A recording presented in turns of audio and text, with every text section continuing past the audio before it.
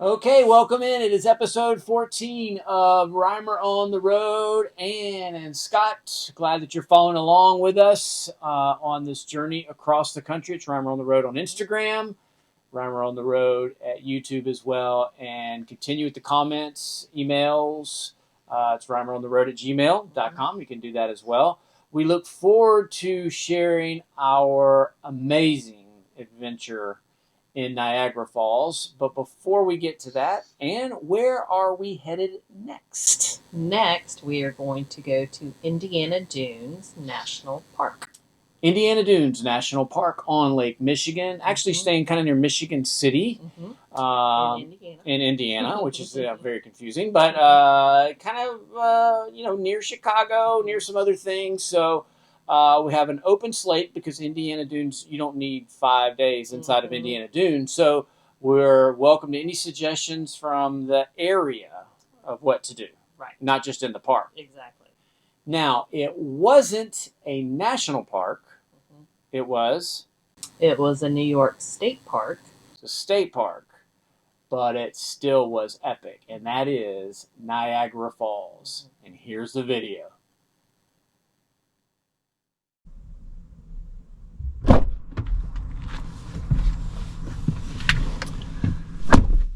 Okay, getting packed up here this morning in Lake George, New York, and we are in the process of preparing to head out to Niagara Falls in New York. We have a long drive today. This is a little over 300 miles, which is, kind of pushing it, I think, to the level that I like to do it. It's just a lot of concentration when you're pulling a fifth wheel. I've been driving a car since I was 15 years old, and driving 5-6 hours is no big deal in a car, but there's so much going on when you're pulling something, and it moves a little slower, and we stop often. And so it's just going to be a long day. So 300 miles is kind of pushing what I like to do, but we are going to run into that more as we move west. We've been in the Northeast, and point A to point B has been, relatively short amount of miles, but now as we move west, things are going to spread out a little bit. So driving 300 miles is not going to be terribly uncommon as we go through the west. But nonetheless, the key is slow is pro, and we want to make sure we're safe. And if it takes us whatever amount of time it takes us to get there, as long as we get there safely, that'll be all good. So looking forward to it. We've never been to Niagara Falls, either one of us, so we're looking forward to our next adventure. Stay tuned.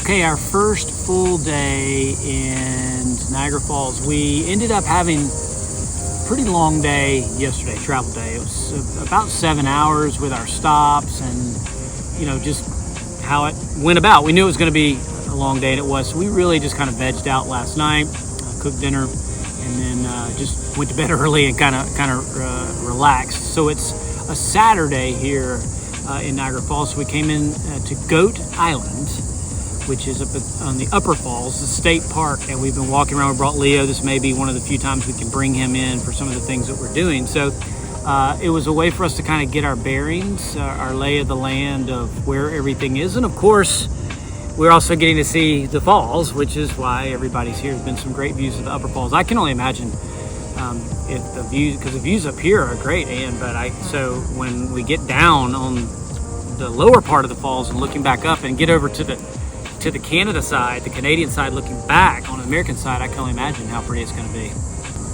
I agree. Yeah, no, this has been a great, just exploring the park, the walkways along the river, along the falls. We've had a picnic lunch. Yep. We've done the American side too, so we're on Goat Island right now, but we've also done part of the park that's on the mainland, I guess you could say.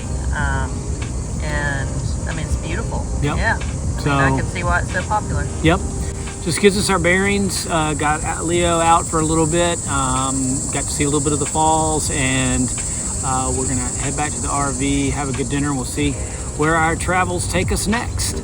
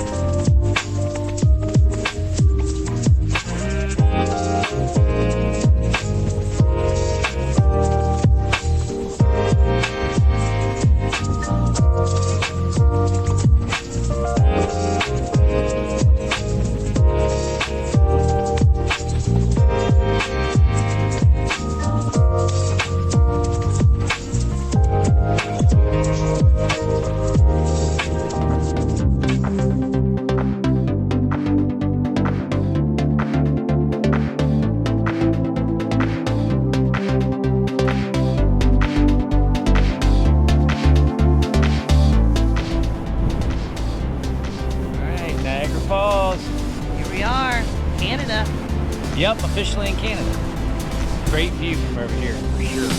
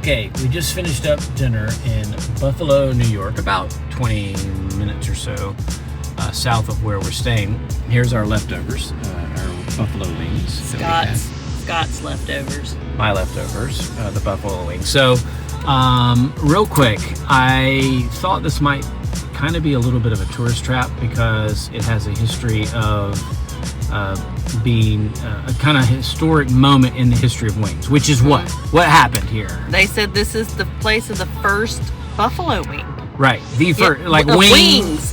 Of wings. It's like they didn't use that piece of the chicken. It was usually for broth and stuff like that. But she actually, Teresa, fried them up and put some special sauce on them, and everybody went crazy over them. And of course, that special sauce is buffalo sauce.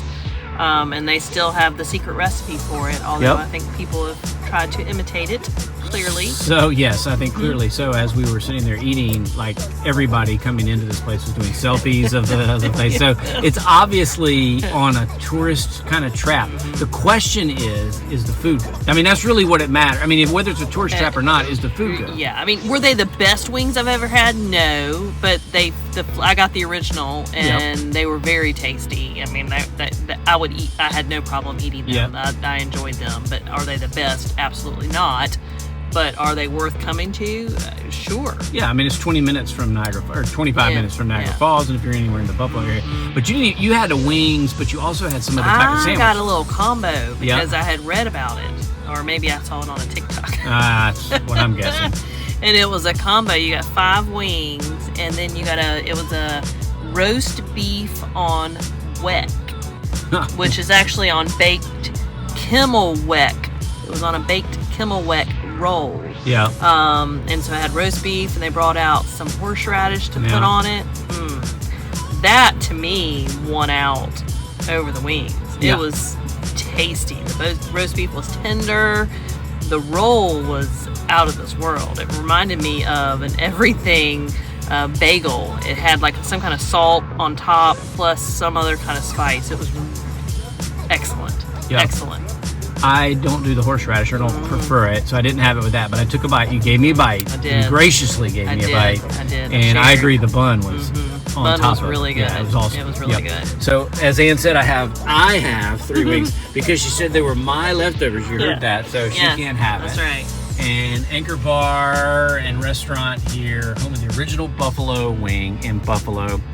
When in Rome, do as the Romans. It was a thumbs up. All right, let me take it.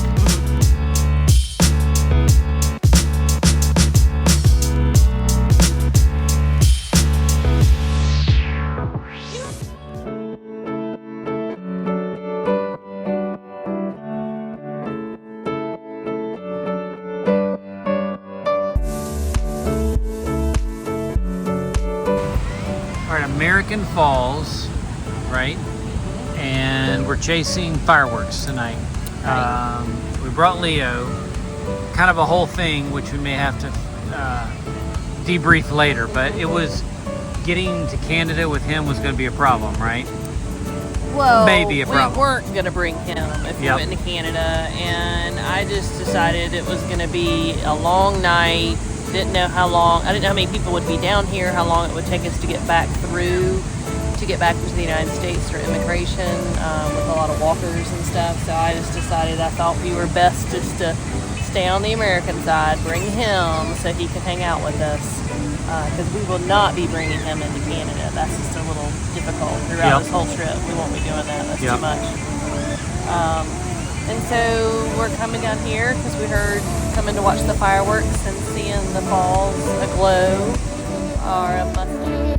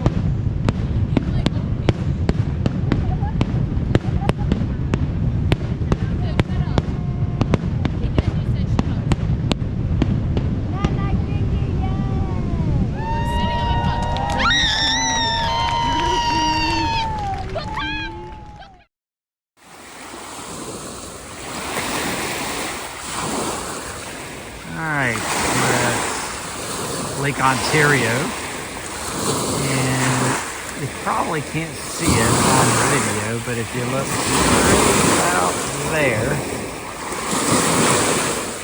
is the Toronto skyline. But it's a little hazy today. It's about 30 miles away, and the haze, I think, prevents you from seeing it. But it's there. We can see it with the naked eye, even if you can't see it with the video. Let's zoom in on it. Don't know if that helped or not.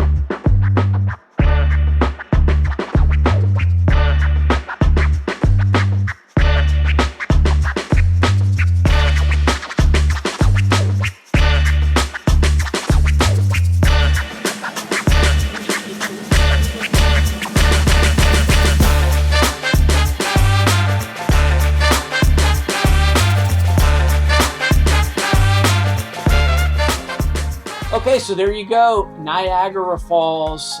It was awesome. It met, the expectations of it. And I guess the first question for our feedback that we want to give you, if you haven't been, or even if you've been and it's been a long time and you're going back, is do you need to go on both sides of the falls? You need to, of course, the American side's easy, but do you need to take the trouble with passports and all of those things to go over to the Canadian side? Your thoughts on that? Oh, I think you definitely do both sides. Yeah, if you can finagle it, do both sides. Because, the American side, I think you get up close to it. You get to see the river coming down into it before the falls. Goat Island is there that you get to explore, which, like I said, has the Niagara River on both sides of it. And then I really enjoyed the two activities that we did on the American side. And so I think it's well worth it. But then on the Canadian side, I have to admit the view is better. You just can kind of see the whole fall, all of the falls, because you got the Bridal Falls, American the Horseshoe Falls. Falls, the American Falls, and you can see them all from the Canadian side. And so I think even if you're just going over there just for the view and you don't do any of the activities, I think you've got to do it. Yeah. So let's get into the attractions, because I think that's something you also have to kind of plan ahead for. And I will say we walked across the Rainbow Bridge into Canada. We did not drive into Canada. We saw a lot of traffic coming in under the border area, and we thought, what? That just seems like a huge hassle. So we just walked across the Rainbow Bridge, which was great and had great views. Yeah, super easy. Walking the Rainbow Bridge was definitely the way to go. Walking into Canada and then walking back into the U.S. But something that we didn't know, maybe we should have done a little research on it. There is a charge to do it. I think it was like $1. Yeah, $1 per person. And we actually on the Rainbow Bridge saw a rainbow. We which did. I guess is why they call it the Rainbow Bridge, which is With really all cool. the mist. Yeah, really cool. All right, you began to talk about the attractions, so let's break down the attractions and why we did what we did, and if we had to do it all over again, what would we do differently, if anything? I think the first thing that is the same on both is the boat ride into the falls. We did the American side with Maid of the Mist. Yes. But the Canadian one and the American boats do the same tour. It would be identical. I think the prices were about the same. I think they were about the same. Yeah. So it doesn't matter. You can pick either one of those two and be fine with it. But definitely do the boat tour. I Yes, think it's worth it. Absolutely. Gets you right highly recommend the boat tour. That's not my number one thing, but that would be number two probably is the boat tour. But you've got to do that. And the views of the falls from down below are amazing. The other comparable things would be Cave of the Winds on the American side and Behind the Falls on the Canadian side. We did both of them. just to be honest, Cave of the Winds is truly unique. Yeah, That is an amazing adventure. It was almost like you were on, I felt like it was like an adrenaline rush. Yes. Like you were on a roller coaster. Took your breath away. Yeah, it's just, I mean, it brought you right up to the falls on the hurricane deck, which you don't have to do, so don't be scared if you want to get close, but you don't want to get that close. You can definitely do it and just not go up on that one platform. Well worth it. It was fun. We were laughing. And, at first we talked about not doing it because on the Canadian side, you can bundle and get some activities together, which if you're going to do several of them, I would definitely recommend the bundle. And we were thinking, we'll just do the Behind the Falls over on the Canadian side. But man, now that we did both, the American side beat them out on that. Yeah, if you are choosing between the two, obviously if you can do both, because really Behind the Falls was neat too. It was different. You're in the tunnel. Yeah. You can hear the power of the falls coming over top of you, and this is over on Horseshoe Falls. And it has a couple of lookouts. Yeah, you can see behind the falls. It was Behind the Falls. So if you could do both, do both. But if you had to pick one of the two, to me, I mean, it's really no choice. Cave of the Winds would be the way to go. Okay, so now the Canadian side offered a couple of other things that we did, and that was the walk along the rapids. I think the Whitewater Walk, I think. Yeah. I think is what they call it. Now we bused there. We took the WeGo bus. Yes. Is that it? Yeah. Which, by the way, I would encourage you to purchase that as part of the bundle, or figure out a way to get that, because that was very helpful. That was one of the reasons why we did the bundle. So these are Class 6 rapids that are going down after the falls, I guess you would say. It's after it's come over maybe the a Niagara mile Falls. or two down the road or down the river. Easy walk. Get right up and close. Right. Yep. Yeah, you stand in line and they have an elevator that shuttles you down. Yep. And then you walk out this nice little area, and then they have a nice little boardwalk for you built, and with lots of little viewing areas. Yep. I thought it was worth it. Yeah, that was a highlight as well. I mean, again, Cave of the Winds is going to take the cake on both, but I enjoyed that. And then the other one that was also kind of in the same area in Canada, a little further out, which again the WeGo was key to that, is the Aero Car that goes over what they call the Whirlpool, just the Whirlpool of the river, and it's great views. You're high up above it, and you can look down on it. A little storytelling along the way. All over. Yeah. Think of the Aero Car as like a cable car, like going up a mountain. Yep. But you're going over the Whirlpool. Yeah. And something we didn't know, we were wondering. Don't worry, you'll get situated on one side, and as you're halfway through, they rotate you. They tell you to sit up. Well, you're already standing up, and walk around so that you can get views from both sides. So don't stress about what side of the cable car you're getting on, because you're able to see both directions. Up towards the Category 6 rapids, and then the other way you're really catching in the Whirlpool. So those are the 5 that we did. There's other stuff. You can take boats up the river, and there's you do speed boats up into some kind of thing that took you up way in the air, like a hot air balloon, but it wasn't really a hot air balloon. It was tethered to the ground. There's a lot of things to do. The Canadian side, and now I know why the Canadian side has been kind of modernized, I guess. It's been turned into it's a scene upon itself. Let's put it that way. Okay. I mean, they have a whole area, Clifton Hill, that is tourist trap. Yeah, not tourist trap. They are. That's what they are. It's got games and restaurant. In the American side, it's not that way because it's a state park for most of it, which is really the why. I mean, I'm sure America would have done the same thing to it if it not turned into a state park. But that's what's nice about the American side. That's right. Is that we spent one day just walking around the park. On the walking paths and checking out the river, and it was nice that it's been protected. But I will say, going back to the Canadian part, the actual touristy stuff and the glitz and the glamour is actually a block up kind of from the falls. When you walk over Rainbow Bridge, you can walk along the gorge front, and you're not it's not all cheesy and all that stuff. Yeah, it's beautiful. And you get the views of the American side, so you could avoid the touristy stuff if you didn't want to get up in there. Absolutely. Just by walking the gorge front over Niagara Falls. So I guess the bottom line is this: Each side, the Canadian and the American, had pros and I would say cons. They both had pros, things that you would want to do, and I think you need to do both sides. And when it comes to the attractions, I just don't see a way you could hit the best things without doing both sides. Because I think Cave of the Winds is number one. You could do everything else on the Canadian side, you know, with the package. You could do their boat, you could do behind the falls. And might be able to save yourself some money. Yeah.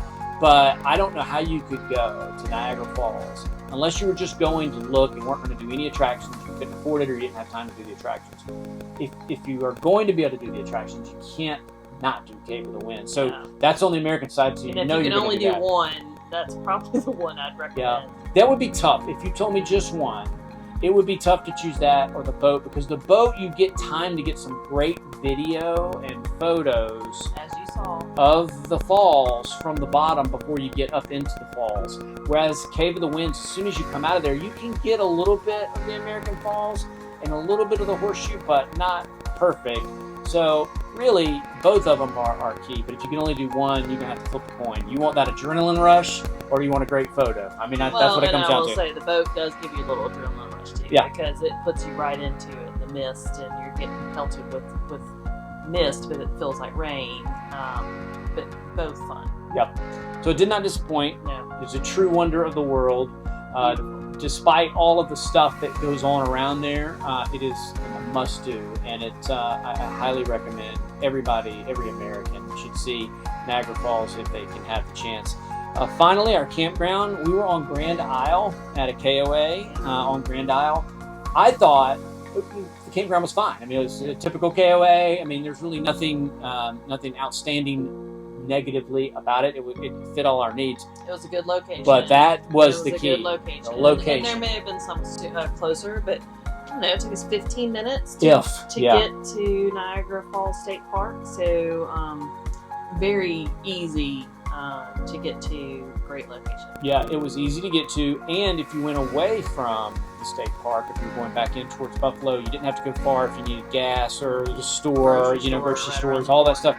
So everything was really close to you, and I think Grand Isle is a great place to stay when you're going to Niagara Falls, because it is very easy to get to. And for instance, it wasn't far from Buffalo either. No, which we took a day trip in there as well, as you saw. So there you go, Niagara Falls. We look forward to sharing our fun and adventure in Cuyahoga.